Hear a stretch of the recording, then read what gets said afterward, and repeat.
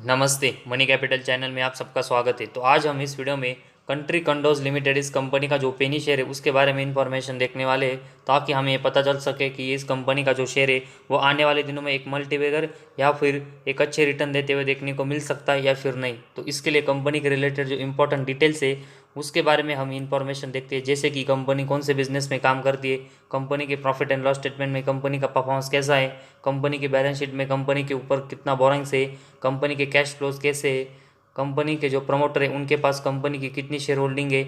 इन सब के बारे में हम इस वीडियो में यहाँ पर फुल इन्फॉर्मेशन देखेंगे और उससे एनालिसिस करेंगे कि कंपनी का जो परफॉर्मेंस है आने वाले दिनों में कैसे रहते हुए देखने को मिल सकता है, और कंपनी का जो शेयर है वो हमें आने वाले दिनों में एक अच्छा रिटर्न देते हुए देखने को मिलेगा या फिर नहीं, और इसके साथ ही में इस कंपनी में हमें इन्वेस्टमेंट करनी चाहिए या फिर नहीं, उसके बारे में फुल डिटेल्स हम यहाँ पर देखेंगे। तो सबसे पहले हम कंपनी का जो बिजनेस है उसके बारे में इंफॉर्मेशन देखेंगे। तो sale of plots under real estate segment in India. तो कंपनी का जो बिजनेस है उसमें कंपनी जो प्लॉट है उसका सेल्स करती है।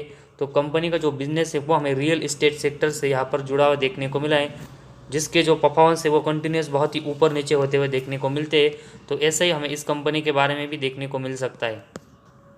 तो सबसे पहले हम कंपनी का प्रॉफिट एंड लॉस स्टेटमेंट है उसके बारे में इंफॉर्मेशन देखते हैं। तो सबसे पहले हम कंपनी का जो सेल्स है वो देखेंगे। तो मार्च 11 में कंपनी का सेल्स 3.59 करोड़ का था, इसके बाद बढ़कर 4.63, इसके बाद बढ़कर 6.72, इसके बाद बढ़कर 8.03, इसके बाद मार्च 15 में कंपनी के सेल्स में एक बहुत ही अच्छी ग्रोथ देखने को मिली और ये 32.96 करोड़ का हुआ। इसके बाद 45.27, और उसके बाद अगर हम देखेंगे तो कंटिन्यूस कंपनी का जो सेल्स है उसमें डाउनफॉल हमें देखने को मिला, जो कि मार्च 17 में कंपनी का सेल्स 27 करोड़ का था, वो मार्च 21 में 12 करोड़ तक आते हुए देखने को मिला है। लेकिन मार्च 22 में फिर से कंपनी का जो सेल्स है उसमें एक थोड़ी सी अच्छी ग्रोथ देखने को मिली, और ट्रेलिंग 12 मंथ्स में भी कंपनी का जो सेल्स है वो 22 करोड़ का देखने को मिला है। तो पिछले अगर हम कुछ साल से देखेंगे तो कंपनी के जो सेल्स की ग्रोथ है वो थोड़ी सी कम हुई है, जिसकी वजह से कंपनी के परफॉर्मेंस के ऊपर थोड़ा सा इम्पैक्ट आते हुए देखने को मिल सकता है। तो कंपनी का जो सेल्स है उसके कंपैरेटिवली अगर हम कंपनी के एक्सपेंस देखेंगे तो मैक्सिमम टाइम कंपनी का सेल्स है वो एक्सपेंस के कंपैरेटिवली ज़्यादा देखने को मिला है, जिसकी वजह से कंपनी का ऑपरेटिंग प्रॉफिट है वो भी मैक्सिमम टाइम प्लस में कंपनी ने जनरेट किया है। सिर्फ मार्च 22 में कंपनी का जो एक्सपेंस है वो सेल्स के कंपैरेटिवली ज़्यादा था, इसी वजह से कंपनी का ऑपरेटिंग प्रॉफिट है वो लॉस में गया था। तो कंपनी का ऑपरेटिंग प्रॉफिट जो मार्च 11 में 0.13 लाख का था, इसके बाद कंपनी ने इसमें एक अच्छी ग्रोथ की, और कंपनी का जो ऑपरेटिंग प्रॉफिट है वो कंटिन्यूस हमें पिछले 6-7 साल से 1 करोड़ के ऊपर देखने को मिला है। तो एक ठीक ठाक परफॉर्मेंस यहाँ पर कंपनी के ऑपरेटिंग प्रॉफिट ने किया है। इसके बाद कंपनी का ऑपरेटिंग प्रॉफिट मार्जिन है वो हमें मार्च 11 में 3.62% का देखने को मिला है, इसके बाद बढ़कर 24, और इसके बाद देखेंगे तो कंपनी का ऑपरेटिंग प्रॉफिट मार्जिन की जो ग्रोथ है वो थोड़ी सी कम देखने को मिली। और पिछले अगर हम 4-5 साल से देखेंगे तो कंपनी का जो ऑपरेटिंग प्रॉफिट मार्जिन है वो कंटिन्यूस 5 से लेकर हमें 10% के आसपास देखने को मिला है। सिर्फ मार्च 22 में ये माइनस में गया है। तो कंपनी का ऑपरेटिंग प्रॉफिट मार्जिन है वो मैक्सिमम टाइम ज़रूर यहाँ पर प्लस में कंपनी ने जनरेट किया है, लेकिन कंपनी को इसके जो परफॉर्मेंस पिछले कुछ सालों में थोड़े से कम हो रहे वो कंपनी को यहाँ पर बढ़ाने पड़ेंगे ताकि कंपनी की एक अच्छी ग्रोथ हो। इसके बाद कंपनी का नेट प्रॉफिट है उसके बारे में हम इंफॉर्मेशन देखते हैं।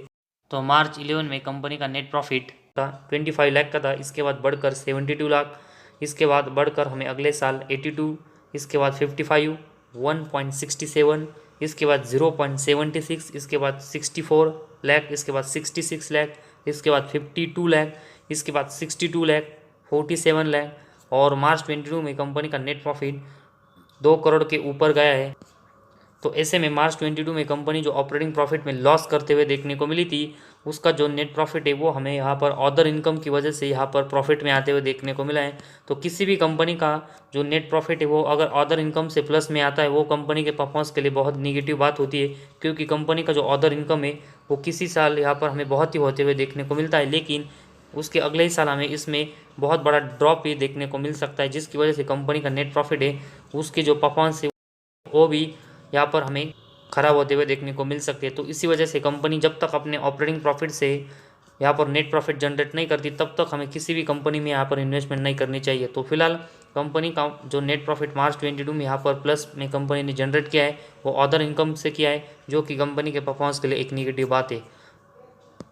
और उसके साथ ही में कंपनी का नेट प्रॉफिट भी अगर हम देखेंगे तो इससे पहले कंटिन्यूस 1 करोड़ के नीचे ही देखने को मिला है।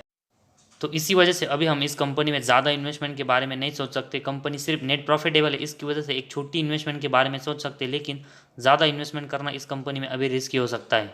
और उसके साथ ही में कंपनी का EPS है वो भी यहाँ पर हमें 1 के नीचे ही यहाँ पर देखने को मिला है। तो overall profit and loss statement में कंपनी की जो सेल्स की ग्रोथ यहाँ पर थोड़ी सी कम हुई है, जो कि कंपनी के परफॉर्मेंस के लिए एक निगेटिव बात है। और उसके साथ ही में कंपनी का ऑपरेटिंग प्रॉफिट है वो यहाँ पर ठीक ठाक देखने को मिला है, लेकिन कंपनी को अपने ऑपरेटिंग प्रॉफिट मार्जिन में अच्छी ग्रोथ करनी पड़ेगी।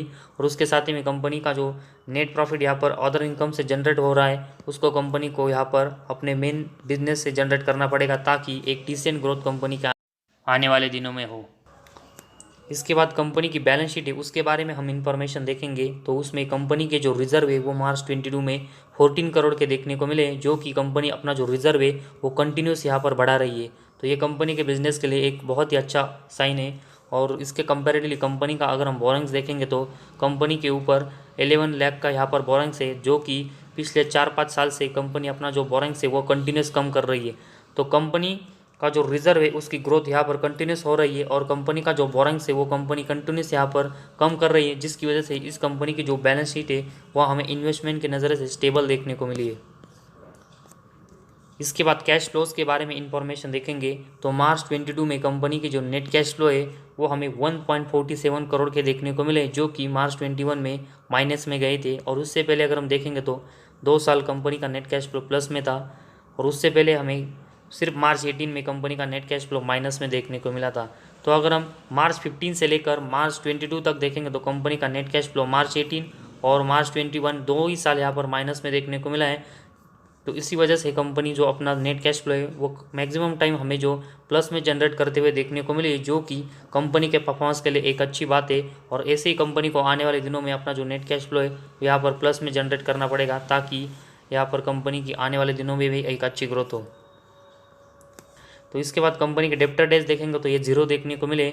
और उसके साथ ही में इन्वेंटरीज देखेंगे तो मार्च 22 में कंपनी के इन्वेंटरीज 710 देखने को मिले, जो कि मार्च 21 में बहुत बड़े थे। लेकिन कंपनी का जो इन्वेंटरीज है वो बहुत ही नीचे ऊपर होते हुए देखने को मिले। तो ऐसे में कंपनी को जो अपने इन्वेंटरीज है उसको कंटिन्यूस कम करके 100 के नीचे लाना पड़ेगा, ताकि कंपनी के परफॉर्मेंस में एक अच्छी ग्रोथ हो। इसके बाद शेयर होल्डिंग पैटर्न के बारे में इंफॉर्मेशन देखेंगे। तो इसमें प्रमोटर के जो हिस्सेदारी है तो जून 22 में प्रमोटर के पास हमें 53.86% की हिस्सेदारी देखने को मिली है। उसके साथ ही में डीएस के पास हमें इस कंपनी की 0% की हिस्सेदारी और पब्लिक के पास 46.14% की हिस्सेदारी देखने को मिली है। तो प्रमोटर और पब्लिक है वो ही हमें इस कंपनी में यहाँ पर इन्वॉल्व देखने को मिले हैं, और एफआईज और डीएस है वो हमें इस कंपनी में ज़्यादा इंटरेस्टेड देखने को नहीं मिले, क्योंकि अगर हम देखेंगे तो कंपनी का जो नेट प्रॉफिट है वो बहुत ही अभी छोटा है। और इसी वजह से कंपनी को अपना जो नेट प्रॉफिट है उसकी ग्रोथ कंटिन्यूस करनी पड़ेगी।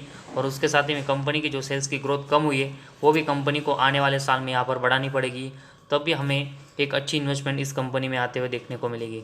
तो फिलहाल कंट्री कंडोज इस कंपनी के जो अभी हमने परफॉर्मेंस देखे, जो कि कंपनी रियल एस्टेट सेक्टर में काम करती है, जिसकी वजह से कंपनी के परफॉर्मेंस बहुत ही ऊपर नीचे होते हुए देखने को मिलते हैं। तो वैसे ही परफॉर्मेंस हमें कंपनी के प्रॉफिट एंड लॉस स्टेटमेंट में भी देखने को मिले। लेकिन कंपनी ने जो मार्च 22 में अदर इनकम से जो नेट प्रॉफिट जनरेट किया वो कंपनी को यहाँ पर उसके बजाय कंपनी को अपना जो ऑपरेटिंग प्रॉफिट है उससे यहाँ पर नेट प्रॉफिट जनरेट करना पड़ेगा, ताकि कंपनी की एक स्टडी और अच्छी ग्रोथ हो। तो उसको छोड़कर देखेंगे तो कंपनी की बैलेंस शीट है वो अभी स्टेबल है। कंपनी का नेट कैश फ्लो है वो मैक्सिमम टाइम प्लस में। कंपनी प्रमोटर के पास 50% के ऊपर हिस्सेदारी है, और कंपनी जो नेट प्रॉफिटेबल है इसकी वजह से एक छोटी इन्वेस्टमेंट अभी हम इस कंपनी में कर सकते हैं, क्योंकि कंपनी की जो परफॉर्मेंस है एक्स्ट्रा ऑर्डनरी परफॉर्मेंस नहीं देखने को मिले, और उसके साथ ही में कंपनी लॉस मेकिंग भी देखने को नहीं मिले। तो इसी रीज़न की वजह से कंट्री कंडोज इस कंपनी में अभी हम एक छोटी इन्वेस्टमेंट कर सकते हैं। लेकिन कंपनी के जो नेट प्रॉफिट अदर इनकम से जनरेट हो रहा है वो कंटिन्यूस अगर होता रहेगा तो कंपनी हमें रिस्क यहाँ पर देखने को मिल सकती है। तो इसी वजह से आने वाले दिनों में अगर कंपनी कंटिन्यूस यहाँ पर अपने अदर इनकम से नेट प्रॉफिट जनरेट करते हुए देखने को मिलती है तो इस कंपनी में हम अपनी जो इन्वेस्टमेंट है उसको यहाँ पर अवॉइड करेंगे। लेकिन फिलहाल जो कंपनी नेट प्रॉफिटेबल कंपनी की जो बैलेंस शीट है उसमें कंपनी स्टेबल है और कंपनी के कैश फ्लो इंक्रीज़ हो रहा है, इसकी वजह से एक छोटी इन्वेस्टमेंट अभी हम इस कंपनी कर सकते हैं। तो फिलहाल आज हमारे इस वीडियो में बस इतना ही। अगर आपको हमारे वीडियो पसंद आया तो इस चैनल को ज़रूर सब्सक्राइब कीजिए।